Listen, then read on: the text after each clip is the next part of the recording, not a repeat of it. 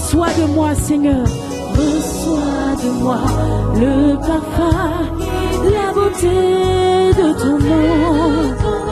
Oh mon âme, je veux n'être qu'à toi. Chères auditrices et auditeurs, nous avions commencé une série d'enseignements intitulée « Deux types de caractère ». Lors de la première émission, nous avons défini le mot caractère et ensemble nous avions vu les différents types de caractères. Au cours de cette émission, c'est-à-dire la deuxième, nous parlerons de la manifestation des deux types de caractères.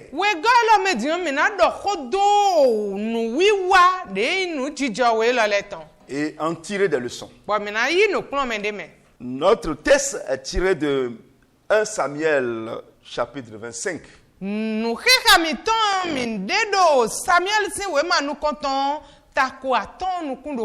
C'est un long événement. Mais nous allons prendre en compte le passage à partir du deuxième verset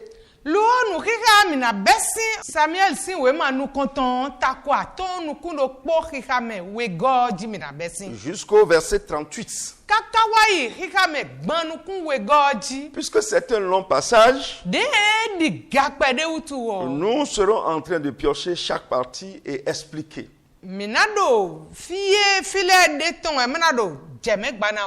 Il s'agit ici d'un foyer dont le père du foyer s'appelle Nabal et la mère, son épouse, s'appelait Abigail. Ces deux personnes avaient deux traits de caractère différents. Nabal avait des traits de caractère négatifs, alors que Abigail avait les traits de caractère positifs. Et voilà, un incident s'est produit. Quand nous avions défini le caractère d'une personne, la réaction que cette personne a face à une situation.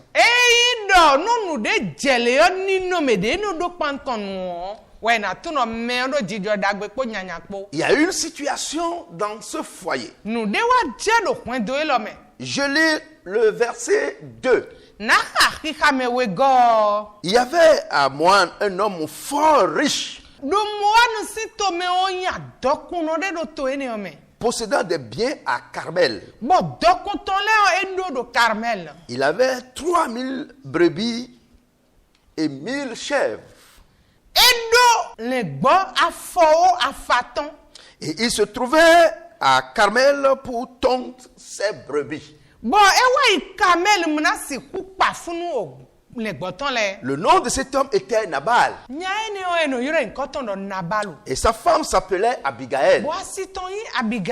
C'était une femme de bon sens et belle de figure. Mais l'homme était dur et méchant dans ses actions. Voilà, la Bible nous révèle les deux caractères qui sont mis en exergue ici. Le premier caractère, c'était le bon. Et c'est la femme qui l'avait. La Bible qualifie cette femme de bon sens.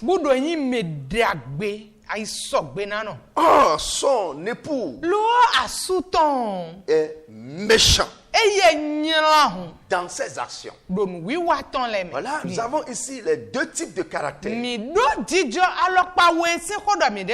Maintenant, au verset 4, on dit, David a pris au désert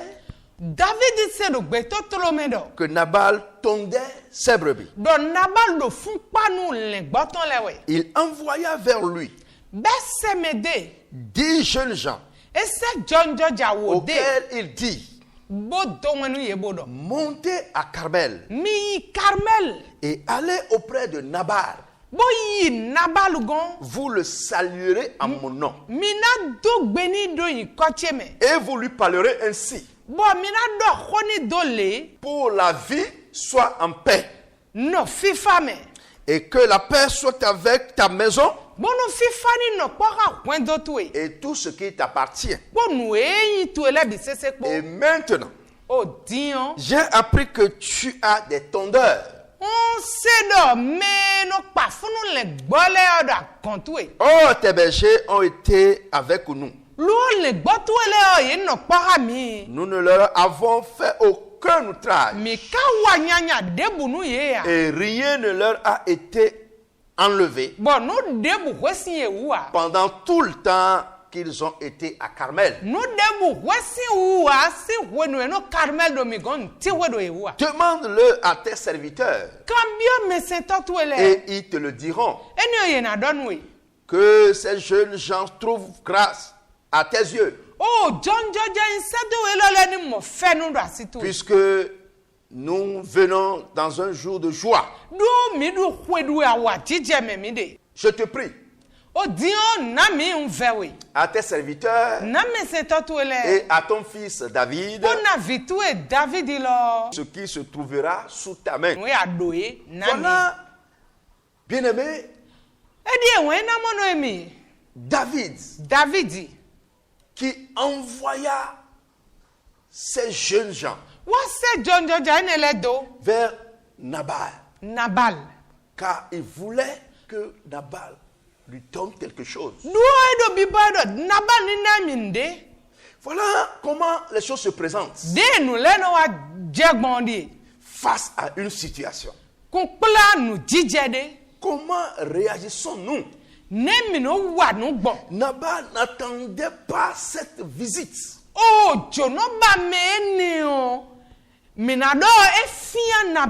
Nabal n'attendait pas cette demande.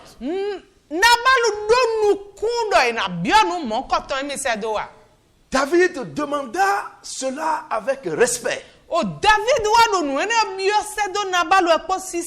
Et surtout qu'il avait manifesté sa générosité, son soutien à toute la troupe de Nabal.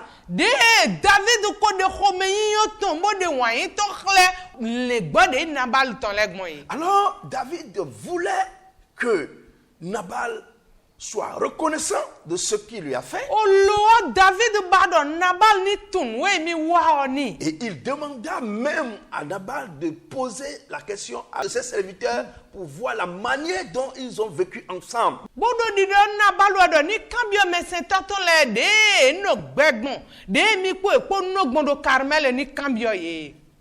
Et les jeunes étaient partis, ont bien posé cette demande. Lisons ce que Nabal disait. Nabal répondit aux serviteurs de David. Qui est David? Et qui est le fils d'Isaïe? Il y a aujourd'hui beaucoup de serviteurs qui s'échappent auprès de leur maître. Et je prendrai mon pain, mon eau et mon bétail que j'ai tué pour mes tondeurs, et je les donnerai à des gens qui sont je ne sais d'où. Voilà, bien-aimé, une manifestation d'un caractère négatif. Il y a même dans la loi juive de prendre soin des étrangers. Si Nabal allait prendre en compte seulement cette loi. Il devait entretenir David et son équipe. La méchanceté de son cœur ne lui a même pas permis d'avoir recours à cette loi.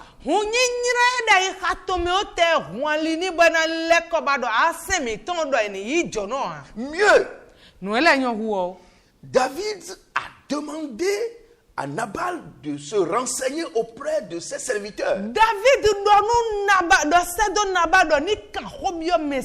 Du soutien que David et son équipe avaient apporté au berger.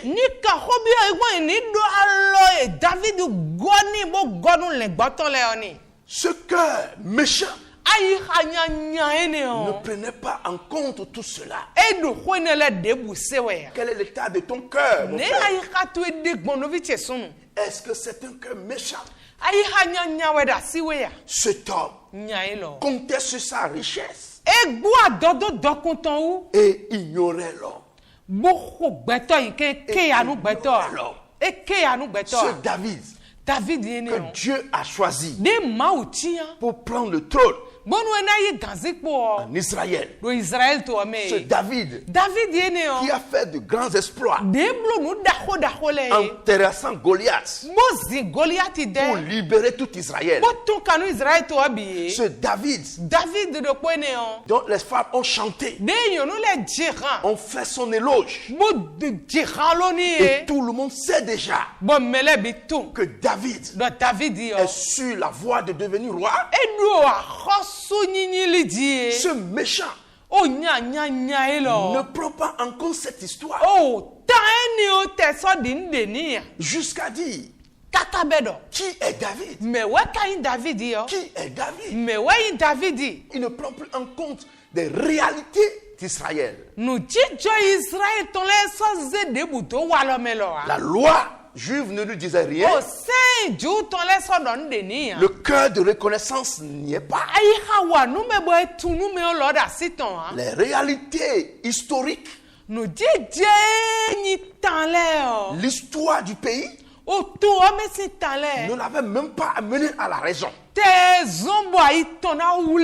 Voilà un cœur méchant, un type de mauvais caractère.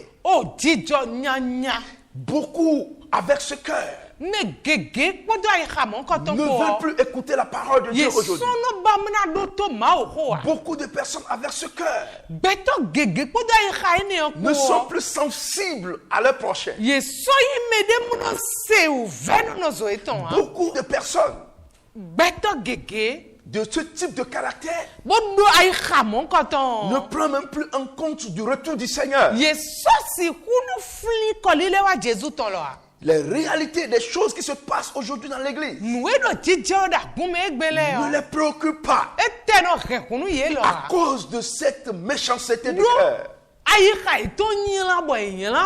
À cause de ce type de caractère qui refuse tout, qui est contre tout et qui ne pense qu'à leur intérêt. Voilà comment cet homme, ce mauvais caractère, a agi face à la situation. Comment réagis-tu face à la situation que tu traverses?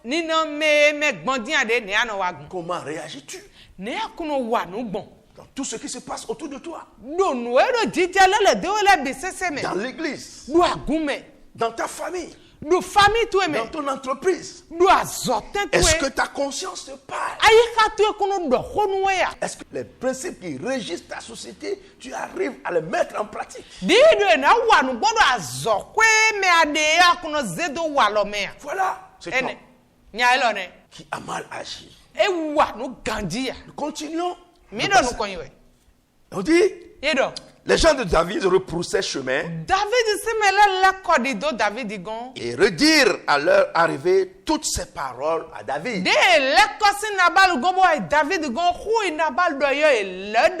Alors, voyons encore une autre réaction de caractère négatif. On dit, alors David dit à ses gens que chacun de vous saigne son épée. Et ils saignent chacun leur épée. David aussi saigne son épée. Et environ 400 hommes montaient à sa suite. Et en resta 200 près des bagages. Voilà. Une réaction négative suscita aussi une autre réaction négative.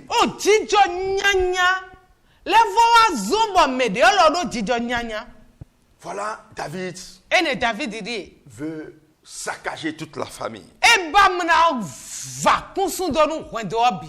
Mais gloire soit rendue à Dieu. Qu'un des serviteurs de Nabal alla voir Abigail pour lui rendre compte de ce qui va se passer. Et regardons maintenant le trait de caractère positif. Lorsque Abigail fut informée, lisons le verset 18. Abigail prit aussitôt 200 pains.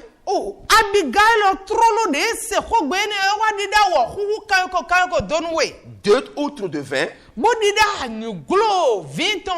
5 pièces de bétail apprêtées, 5 mesures de grains rôtis. Et elle dit à ses serviteurs, passez devant moi et je vais vous suivre. Elle ne dit rien à Nabal, son mari. Montez sur un âne.